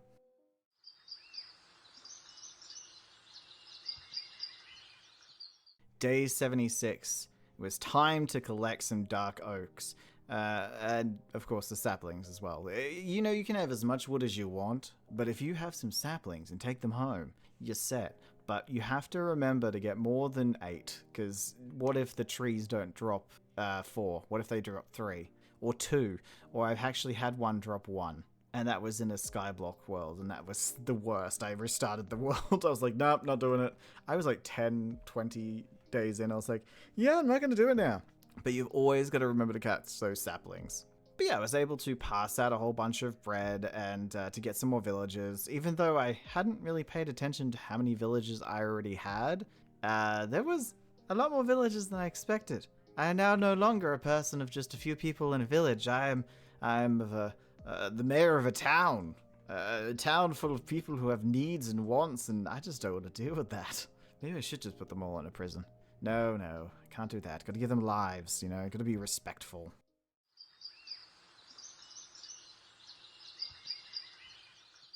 On day 77 and 78, we finished off the pillars. We got all the pillars done. They look great. They look good. But it was nice to actually get them in, put the trapdoors as well, the dark oak trapdoors. I stuck to it and I said, yes, this is what I want. I went all the way around. I did stop. I only did the parts that have the seawall. I will say that, because the corners, like the side parts, don't have the seawall yet, and the opposite side of the ocean, the ocean, the little rivery thing that we had the bridge going across, that didn't have seawall yet, so I couldn't put it against it. But it did take me 2 days to do the small part, so I'm worried about how long it's going to take to do the other side, plus the bridge, plus the other 2 edges. It's a little worrisome, but I'm sure it's gonna be fine.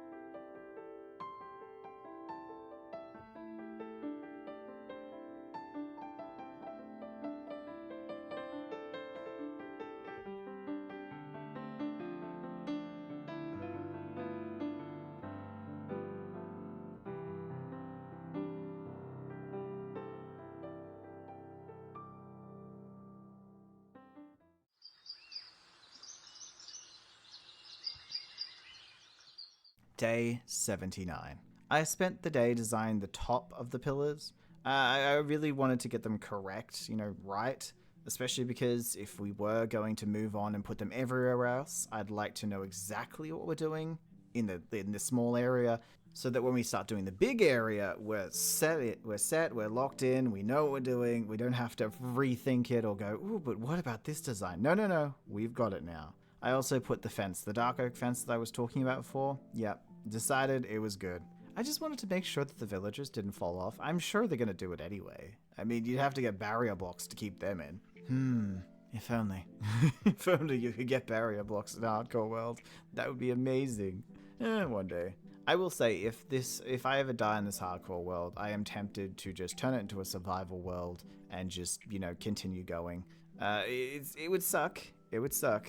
But I don't like giving up worlds, I will say that. And last time I had to give up my hardcore world because it got corrupted, it hurt. It hurt my feelings. So hopefully I don't have to do that again. Something that someone suggested is, what about lights? And I was like, oh yeah, I probably should do that. So I basically created a street lamp facing the water. I tried some different styles and showed the Discord just to get some ideas. But yeah, it really wanted the street lamps to actually face the water. I don't know why. I still don't understand it now, reading over it and thinking about it, like why I wanted it specifically to look over the water. But hey, they looked good.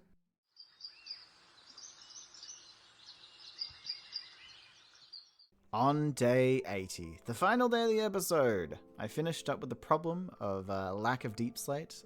Because I had to do so many of the pillars, I had run out of deep slate. I had 0. And I was feeling very uncomfortable about my lack of deep slate. Usually I have so much. I mean, maybe it's because my mining sessions keep getting cut short. I feel like every time I go mining, I get distracted by something I find, which is fine. But maybe you just need to sit down and do like a 5-day mining session non-stop, just getting stuff. I mean, that's what it's going to turn into. I have been tempted to put the sophisticated backpack mod on this world, just because. But I feel like we need to wait at least to 100 days before I decide if I want to add the quality of life mods or something like that. We'll see. I will wait till then. But yeah, either way, we had to go get some deep slate, and here is a beautiful time lapse to wrap it all up.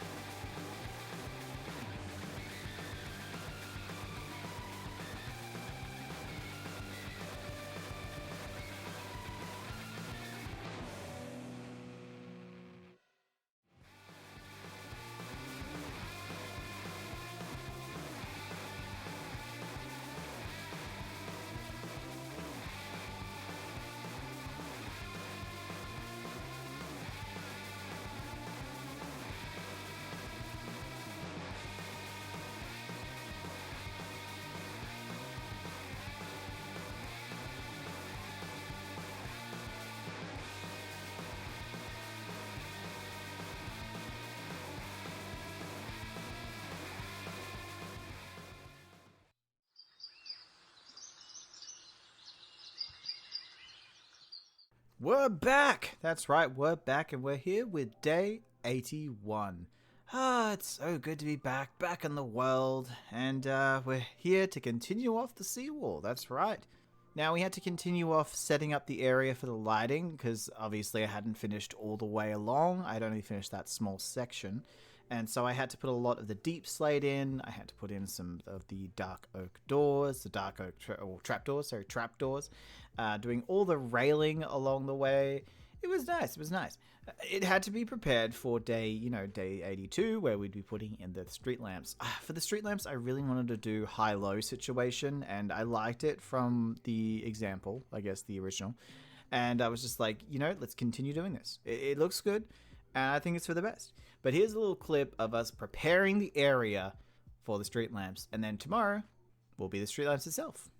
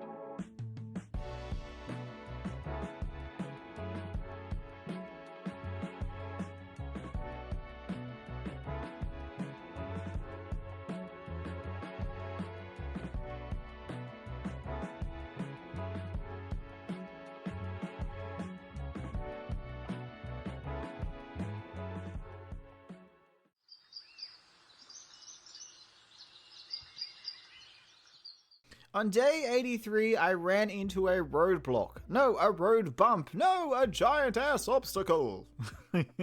Yeah, I ran into an issue. I realized that my storage was going to be in the way. Also, that I just didn't have enough storage in general. So I was thinking to myself, oh god. Well, I have to find somewhere to put all my storage. And it hit me. It hit me like a ton of bricks. Wait, we have a dungeon beneath us. Dungeon... like just beneath where we are right now.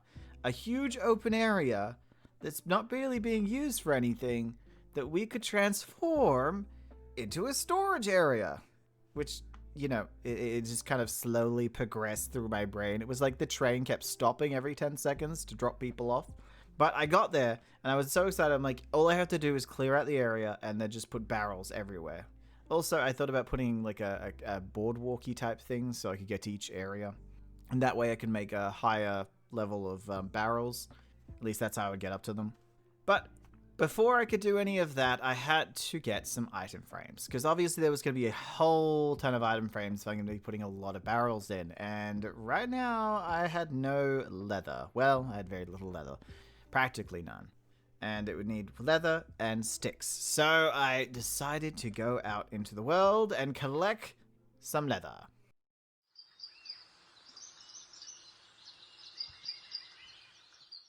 On day 84, we were on the hunt for leather and wood. That's right, I collected a whole bunch of leather from cows and sometimes horses. Those poor things. They just scream when you kill them. At least cows go moo and get murdered and turn into steak.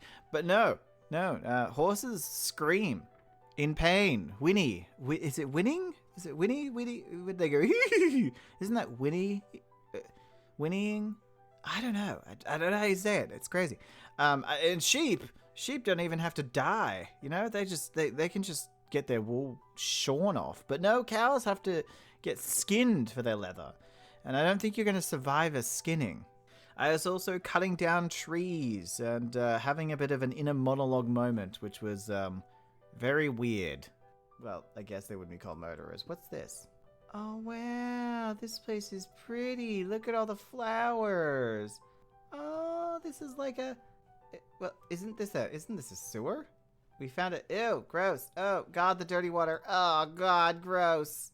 Ew, it's sewer water. What's the point of being in here again? Eh. Oh, God, I stepped in the poop water. Oh, God, so much poop water. I don't get it. It just blocks off everywhere. I mean, we're gonna have to make one of these. We're gonna have to make one. So is that it? It's just, there's just a sewer here. That's it. There's nothing to the sewer. It exists. Oh God, more poop water. I am going to be making a sewer underneath my industrial area. You know, it's important. You know, you gotta have a sewer. You gotta have a sewer system. I might try to connect it up to my storage area.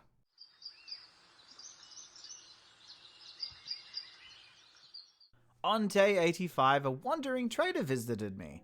It was nice. It was nice to actually see a wandering trader, especially because since the update, they've had like updates to their trades, which I've actually thought about it. And looking at the old ones, looking at the new ones, it's such a good like choice. The fact that you can actually trade things to them to get emeralds back, I really like that. You could trap a whole bunch of wandering traders, especially if you want the new stuff like the leaves and the firecracker plants and things that you can't usually trade for. You could just trap a whole bunch of wandering traders and name them and put them in places. And I've never thought to do that because I knew it could happen, but I've never thought to do that until they changed the trading stuff. I also decided to put in all the barrels. You know, the barrels need to go in. It was important to me that we put as many barrels as we can because obviously there were a lot. There were a shit ton.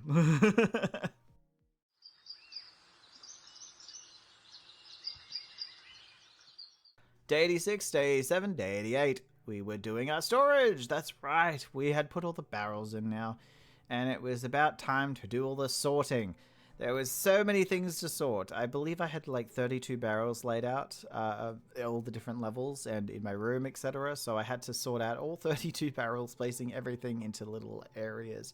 I've come to realize that I like to group things together more than most people do, and I'm sure if someone was to see my storage room, they'd probably be very confused. And I apologize for that, but here is the rest of the time lapse of me sorting through stuff.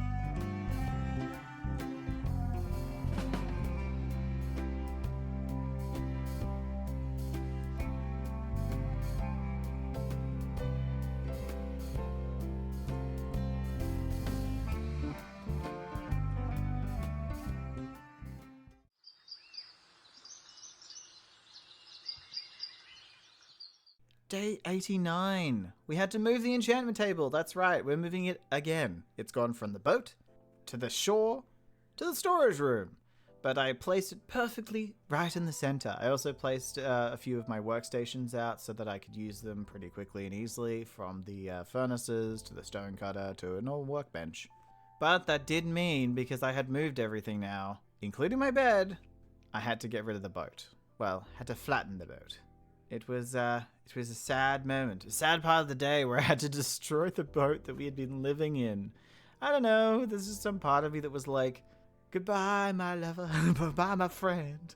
Although I didn't fall in love with the boat. So maybe a better song. I can't think of any lonely songs. Oh, there you go. Lonely. I am so lonely. No, that still didn't work either. You know what? I destroyed the boat. It's dead now.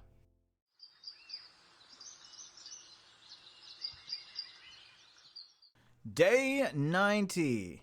I started off day 90 avoiding all the storage stuff for just a little bit. I was like, no, not today. And I decided to put in some new villager stations. Still realizing we had way too many villagers. We had way too many. How am I going to sort these guys? I'm not going to be able to get them out without 100 of them going with them. It was a lot. It was a lot. But I was able to do a little bit of light trading with the librarians. Need to get some books and stuff, or at least get them to the ones that I want. I'm still going to have to figure out the enchantment situation with the books, because I find it easier to do it that way than just doing random enchants and getting all the XP. That's just my personal preference. And then I escaped out of there with my life, trying to get out of... I was getting shoved and pushed by all the villagers. They were like bullying me.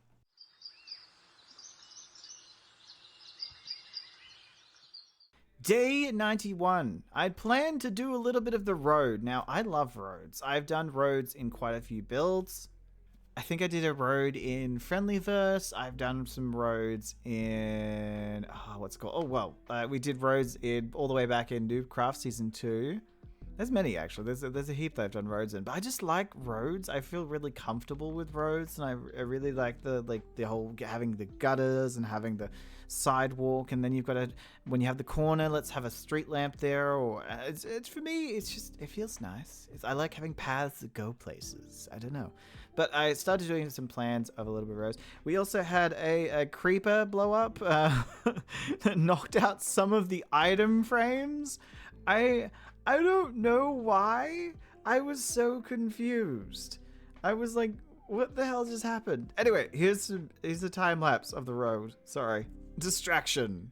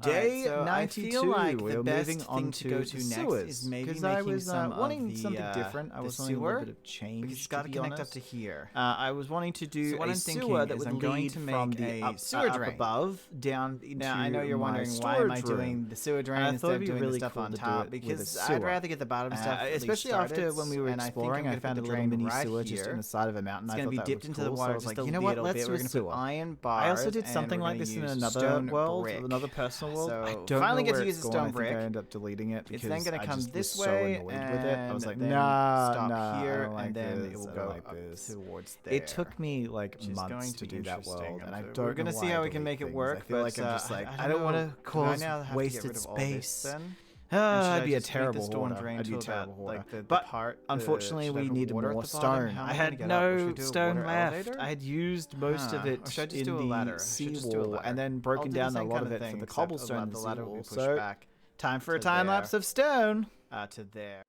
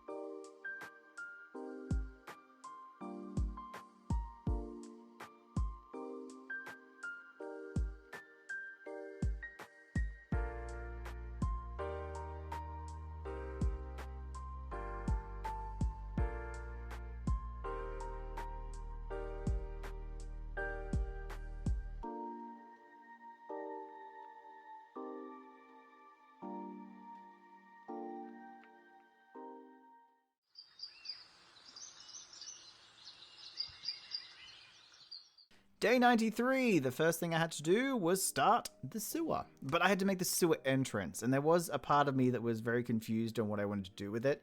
As you'll hear from in a few seconds, I was kind of wondering whether I should do big or whether I should do small. So we'll go the bigger one. We'll go bigger. Bigger is always better, said, I don't know, Americans. Said Americans. Ugh, gross. Gross, Luis. Can we even make it that big? I don't think we could make it that big, because then it will go to here. It's just like, hey, so look how huge the grate would be. I could put it lower down and do a big one, but that'd be insane, and then I wouldn't be able to do properly up the top, I don't think. Well, there you go. I decided to do smaller. I didn't really have a choice, though. I didn't really have a choice. I was kind of disappointed because I really did want to do a bigger one, but I'd have to make the seawall taller, and I just don't think it needs to be any more tall than it is. I mean, maybe it would have been a good idea, but then I'd have to, make the seawall taller and the pillars and everything like that. So if I wanted to make it bigger, I would have had to make the sewer before we did the top of the seawall. So it's just unfortunate things, but hey, we still got to make a sewer. I also had to find out where the sewer would connect to my storage room and clear some of the sand away, which was a little annoying, but it was needed.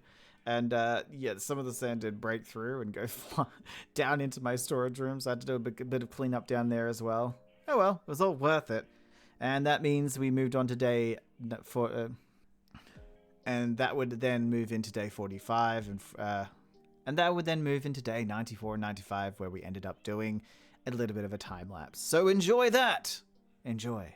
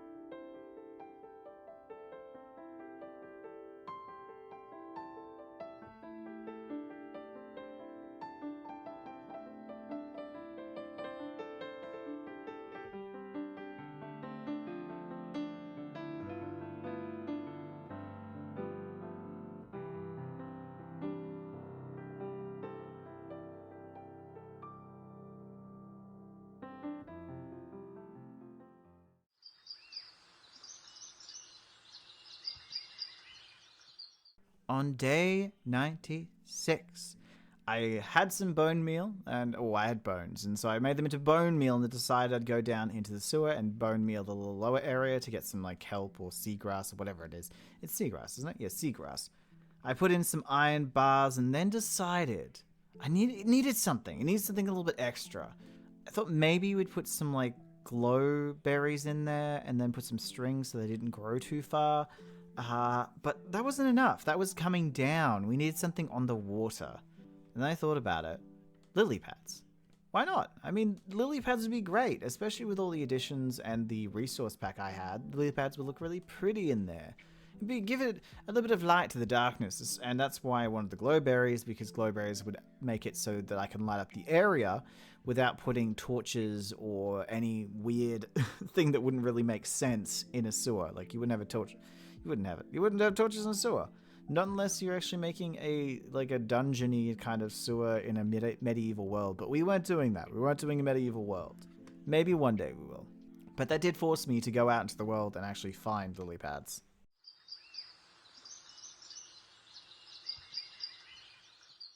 Day 98. This was the day I decided something. I decided my theme.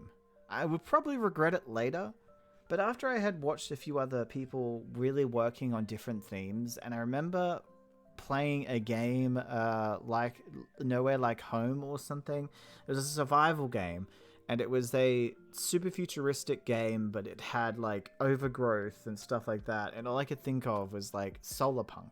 I also think that it's either Gemini Tay or Pearlescent Moon was doing Solarpunk for Hermitcraft. I haven't really paid attention much to Hermitcraft, so I'm not entirely sure. But after learning about all the stuff that they've been doing on Hermitcraft, I couldn't turn away and not say that I wouldn't want to try Solarpunk.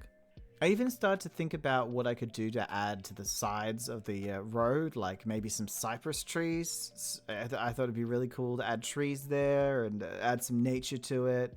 But there was just so much to think about, and it was such a big decision to make.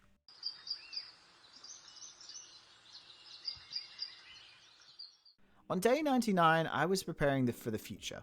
I knew we were going to survive a lot longer.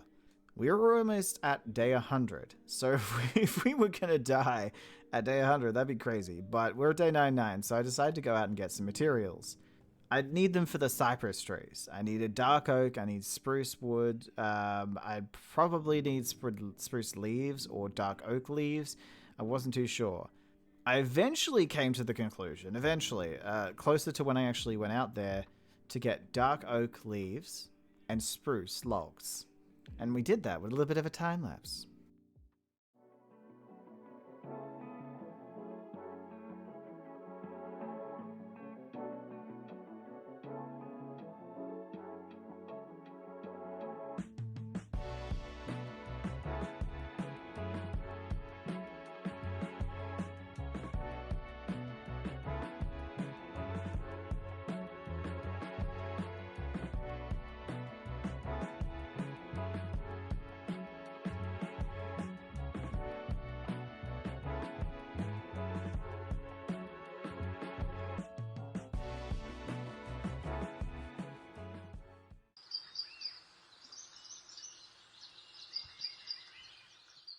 Day 100. I started off this day with getting spruce wood. That's right, you get to look at a time lapse at the start of this day.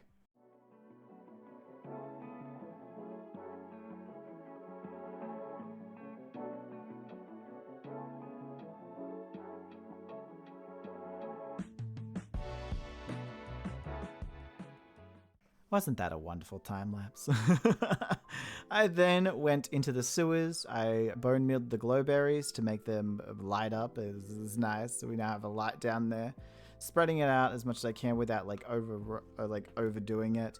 There were lots of lily pads there as well, so that was really nice. Then I went upstairs to look at the place I wanted to put the cypress trees, and I decided at the bottom of all the cypress trees I'd put some frog lights. The frog lights I got from the lighthouse like days ago. I put them in the bottom of them and put some trapdoors, preparing it for the future. Now, this is day 100. We're at the end. We're at day 100. It's crazy. But that means it's time to wrap it up.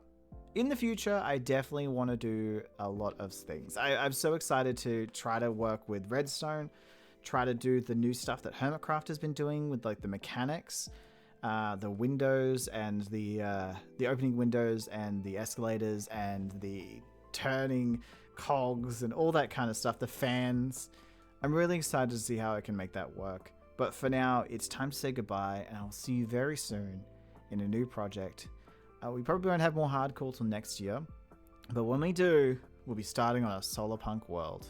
We have some exciting stuff coming up. Solarpunk, something I've never worked with before, but I've said that many times, and it usually turns out pretty cool. I mean, my favorite thing is the Friendly First Mansion. Anyway, guys, I'll see you very soon, and I hope you've enjoyed this series so far. I hope to see you again, so tune in. I don't know when the next episode's going to be, but I'll try to make it as soon as I can.